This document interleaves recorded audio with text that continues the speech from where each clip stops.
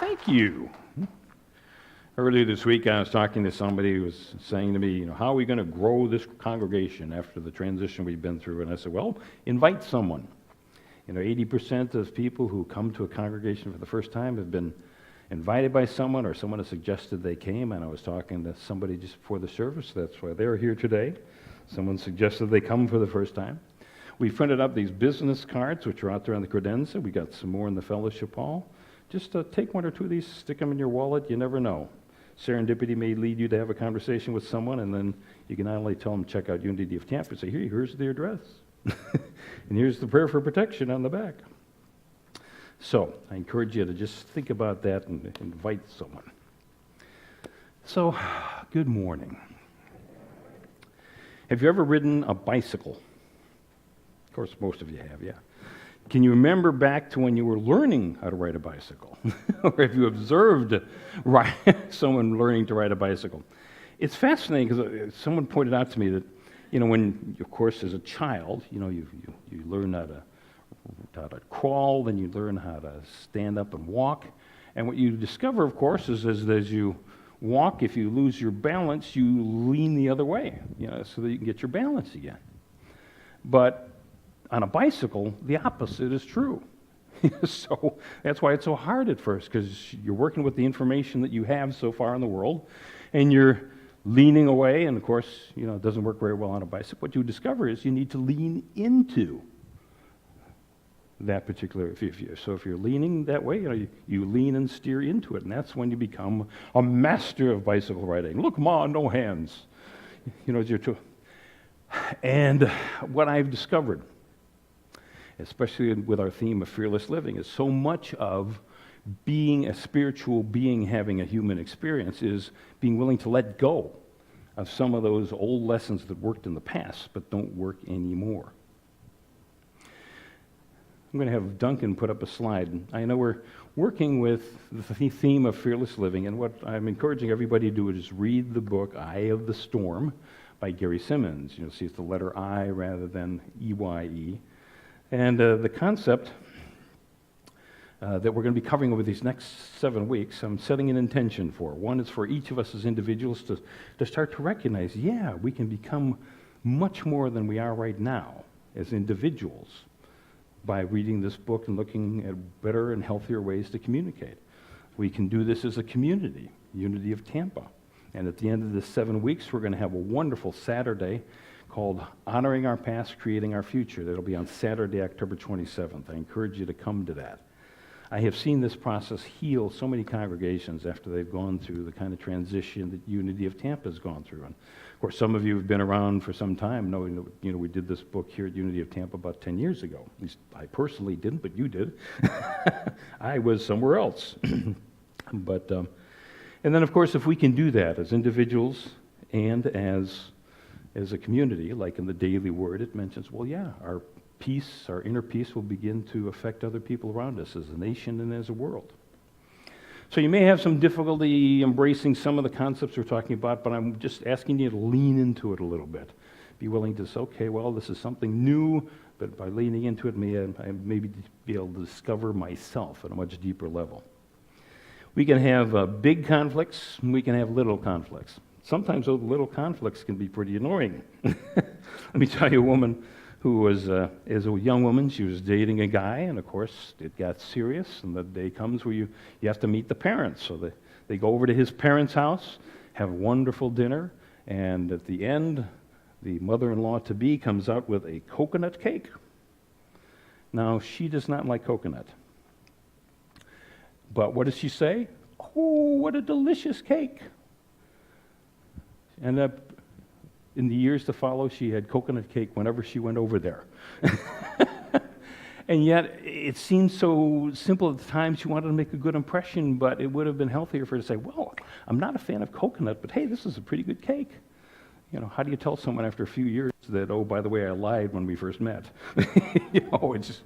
But these are the kinds of conflicts that happen because they aren't willing to be authentic about our needs, authentic about our preferences. So the problem will fester and grow. Now, we're told that we can do three things when we face danger, when we face an adventure, when we face conflict, and that is you can fight, you can flight, run away, or you can freeze, which happens sometimes. I don't have a clue what to do here, and then be open to what it is that you need to do next. So as you think back to the conflicts you have faced, would it have been better, for you to avoid it or to embrace it? Gary Simmons in his book talks about how he was bullied as a kid. And so he learned martial arts and became a Taekwondo black belt, 4th degree or whatever it was. And so he started a little school in Fayetteville, Arkansas. And and so he'd have kids come in and learn Taekwondo. And this one kid, 9 years old, was about to certify to be a black belt. And Gary knew that this kid had been bullied as well, and that's why he first sought it out. And so he would make a habit of asking someone who's getting their black belt, "What does this mean to you?" And he said, "Well, before I learned Taekwondo, if I was being bullied, I either had to fight or run away. So now that I have a black belt, I know that I can walk away with confidence." It's like, wow, what an insight. Yeah, you don't... There are other things that we can do besides fight, flight, and freeze. We can walk away from the conflict. So if it's not about us, being willing to just walk away from that. And you think of how many people have to deal with bullying. We all have probably observed it or dealt with it at some point. Let me give you a Bible verse. Gospel of Matthew, 5th chapter, 25th verse. Jesus says, "Settle matters quickly with your adversary, who is taking you to court. Do it while you are still together on the way, or your adversary may hand you over to the judge, and the judge may hand you over to the bailiff, and you may be thrown into prison." Now, taken literally, back in those days, when people did have a conflict that they couldn't come to an agreement on, they would go to a judge in the region, and the judge, of course, would do what judges do. But back then, they had a lot of corruption, a lot of capricious judges. Sometimes you become before the judge, and rather than following law like we have, say, in the United States, the judge would just, if he didn't like you, to prison with you. If he found out you had relative wealth, he might throw you into prison just to ransom you so that your family can come bail you out. So it was always wiser to settle with your adversary quickly. But what if Jesus isn't talking about just the typical kinds of cases that would go into a lawsuit? Taken symbolically, what if it's the thoughts, the feelings, the old baggage, the old experiences that we have? What if those are the adversaries, not allowing us to be our true self? You see, the problem is our minds assign meaning to situations. And I don't know about you, but it seems like the vast majority of people, including me, the problem was unworthiness. We just did not feel worthy. We just not feel good enough. And when you do that, you find yourself reacting in a particular way. I'll get my back up about something or whatever like that. So I believe Jesus is saying, make peace with your adversary, or you'll be thrown into a prison of your own mind, your own feelings. Let's say that you're in a business meeting. Group of people talking about this new project you're going to do, and you are realizing there's something wrong here, and yet everybody else is just real gung-ho. So do you say something? Do you say, "Well, I appreciate your enthusiasm, but I got a concern about this." Be willing to put it out there that this is my concern. At one of the Unity National Conferences, Carla and I heard a guest speaker who talked about how he had a small plane, so he would fly wherever he needed to go. And he was based in California, and at one point he was actually running a bit late, so he went ahead, took off in the plane, and was heading east, and all of a sudden this yellow warning light came on his dashboard. And he's like, "Oh man, I'm going to miss this appointment if I don't keep going, so I'm just going to keep going." 20 minutes later, he was making an emergency landing at a small airport somewhere. But he talked about the analogy of how so many times there's groupthink in a meeting. And yet, sometimes when someone will step forward and say, "I've got a concern about this, and here's my concern," it allows you to address the concerns. It might be something that's an easy fix, or it might be something that, wow, yeah, this would be a big problem. I'm glad we caught it now, rather than deeper into this project. So, what have you done in those sort of circumstances? Is it an outlier, or is it a genuine concern? It's wise to take a look at it and just be sure. But here again, we need to be willing to disagree with others. And so many of us have been taught to be nice, to go along and get along. The title of the lesson today is Embrace the Tiger. It's actually part of a saying from the ancient Chinese text I Ching. And it says, embrace tiger, return to mountain. In Chinese symbolism, return to mountain means return to your centeredness, return to your wholeness, inner peace, the solid foundation of a mountain. Embracing the tiger, of course, is a metaphor for being willing to embrace these things that at least on the face of it, appear unpleasant. Some sort of a disagreement or some sort of a conflict. Of course, we fear that the tiger will injure us, and maybe in the past the tiger has injured us. We've got our scars to show, but are we willing to face the problem head on and dig down deep to what's the inner need there? So many of us have like an unmet need because of our baggage of our past.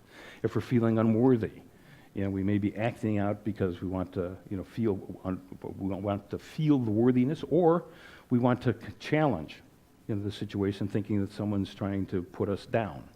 What if, so just think about your unmet needs and your past experiences and be willing to say, let's dig a little deeper here. Conflict is a spiritual midwife. It allows us to come to the edge of all that we know, be willing to say, I haven't got a clue what to do here, and then open ourselves to the divine guidance that's always there. As I said, that we have these divine ideas. All you need to do is to open your mind to the divine idea. Our mind is always connected to the divine mind, but when we open up and get the divine download, suddenly through our intuition or through our thoughts or through our feelings, we know what it is we're supposed to do. Carla and I we discovered Unity back in 1987 at Unity in Chicago. And we had this minister who kind of looked like Ed Asner, just a big bear of a guy. And he would tease about the 86 unrelated jobs he had held in his life before becoming a Unity minister. And one of them was a bartender. And he says to a attending bar one night, and all of a sudden he looks up and this guy has walked in, and he stuck a pistol to his head and says, give me one reason why I shouldn't blow your brains out. And Mike said, at that real time, I realized, I have no clue what to do in this situation. And he heard these words coming out of his mouth. Well, if you blow my brains out, I can't buy you a beer. And the guy looked at him for a moment and then started to laugh and put his pistol away. Okay, right. He came to the edge of all that he knew. He opened it up and said, and have you had that experience where you hear something coming out of your mouth and you're like, where did that come from? But it was just a divine guidance. It's like an angel suddenly snuck in and said, here's what you need to say, or here's what you need to do. Or sometimes the guidance is, here's something you do not want to do right now, or here's something that you don't want to say right now. That's the kind of guidance that comes. So are we willing to say, I don't know what to do? And then embrace the divine laws of guidance and protection. Guidance, like I said, is there all of the time. Protection, if we embrace the divine law of protection, we get warnings of something that might be harmful to us. And I find it's helped me avoid harmful situations in my life. These other options suddenly materialize when we're willing to open up to that kind of guidance. In fact, it's part of the symbolism of being born again. Yeah, it's like, well, you've been born again because you've broken through the edge of the envelope. You're now a newer person. I know when Carla and I really started getting serious about Unity, I ran into a guy in a building elevator, and he says, have you been born again? And I said, yes, and again, and again, and again, and again, and again. We have an opportunity every day to be born again. In Gary's book, he talks about the soul's conspiracy. The truth is, we're all here to bring out the best in each other. So if we accept the concept that we don't need to be more spiritual because we're already spiritual beings having a human experience, then all of these other souls are put here to get in our face and bring out the best in us. And sometimes it's unpleasant. Sometimes it's unpleasant, but it works.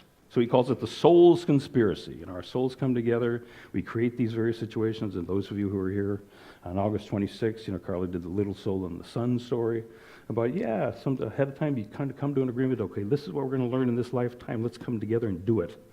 And sometimes it takes butting our heads. So, the word conspire actually means to breathe together. So it's a conspiracy between us all to face these various situations. And every situation that comes up, like in the day the word had mentioned, watching the news. When something comes up and it bothers us, we have a chance to say deep down, is this me or is this not me? We have a chance to identify ourselves, our deep centeredness with whatever the situation is. So we're willing to say, no, that's not me. I'm not gonna play that game. So true conflict happens when we lose sight of our wholeness, of our connectedness with God within ourselves. Because if we're connected with God, we can do anything. So doubts and insecurities don't indicate weakness. It indicates a potential that can be reached just by us willing to embrace that situation. The humorist Thomas L. Mason lived from 1866 to 1934.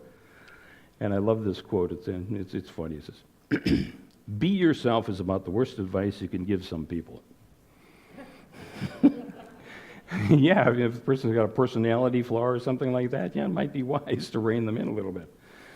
But the best advice that I have ever gotten, the best advice I could probably give you is to just be authentic. Be your authentic self. Recognize deep down your needs, your preferences, and be willing to express them in a gentle, in a healthy way, but be willing to express yourself. Recognize, like I said, we're all here together for growth, being willing to help other people. Let's be the spiritual midwives for each other. In fact, it's kind of a litmus test of our worthiness, being willing to be authentic. So when someone asks you, how are you today? Are you going to tell them how you really feel? Or, I'm fine. Yes, I'm fine. So rather than wishing that things are different, rather than perceiving something as a threat, recognize that we're assigning a meaning to something already. I had an interesting situation this week in that someone who I'd been warned about was trying to contact me, and I realized in my mind I was already kind of setting up I've been told all these things about this person, but I only met this person in passing once, so I don't know the background. I haven't asked his perspective on the situation. So am I willing to, okay, rather than just, no way, don't want to have anything to do with you, it's like, okay, well, let's talk a little bit. What do you have in mind? So, the actress Shirley MacLaine, in one of her many books on spirituality, talked about how she had this frivolous lawsuit slapped on her. And she was finding the whole thing just very aggravating, and she was kind of like, no, I'm not going to settle this, I'm going to take this to court. And then everything was ratcheting up, and then in one of her meditations, she was contemplating the concept we're talking about today, that we come into each other's lives to draw the best out of each other. And she realized here she was being resistant to the situation, not wanting to hear this person's views, and she just realized she just had to let go, and she actually put out a prayer of gratitude for this person once again giving her opportunity to grow. Later that day, her lawyer called to say that the guy was dropping his case, and that he just wanted her to be aware of a particular situation. So a lot of times, recognize you can't have a tug of war if you're willing to let go of the rope.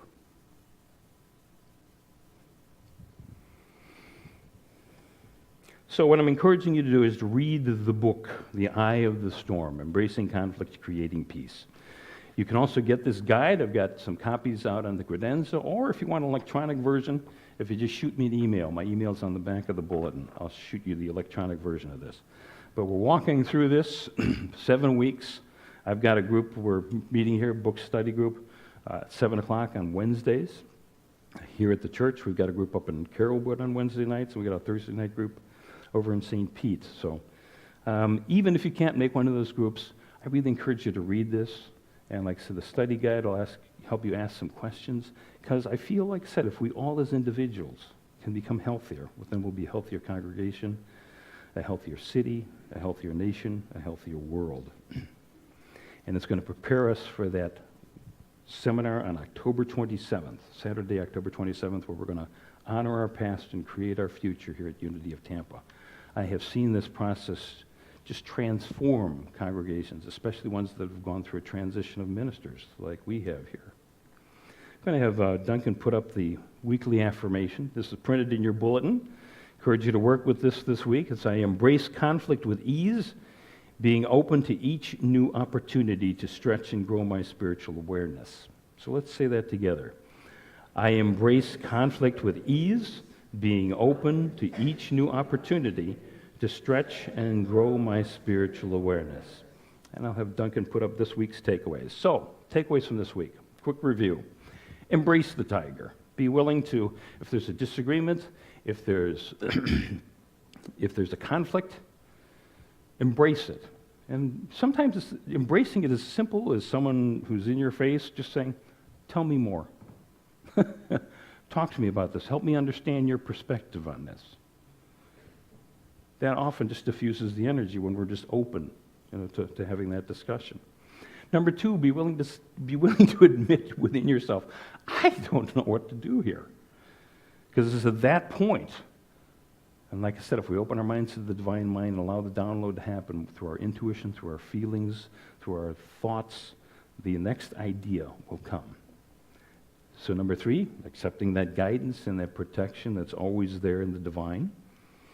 Number four, centeredness reveals options. Like I said, once again, bring that, you feel that centeredness, that sense of balance that happens in us when we're willing to just open and recognize, okay, I'm a spiritual being having a human experience. God, show me the good in this. And number five, be authentic. Get real. And it's funny because, so many people feel like they just need to go along, get along, or say something to be nice. It seems like virtually everyone says, I just wish everybody would get real with me. So, let me give you one of the definitions of faith. Faith is when you get to the edge of all that you know, and you're ready to step off into the darkness. Faith is knowing one of two things will happen. One, your foot will hit solid ground, or you will instantly know how to fly. Our closing story is from the CBS Evening News about a Green Beret who had to face his fears many times.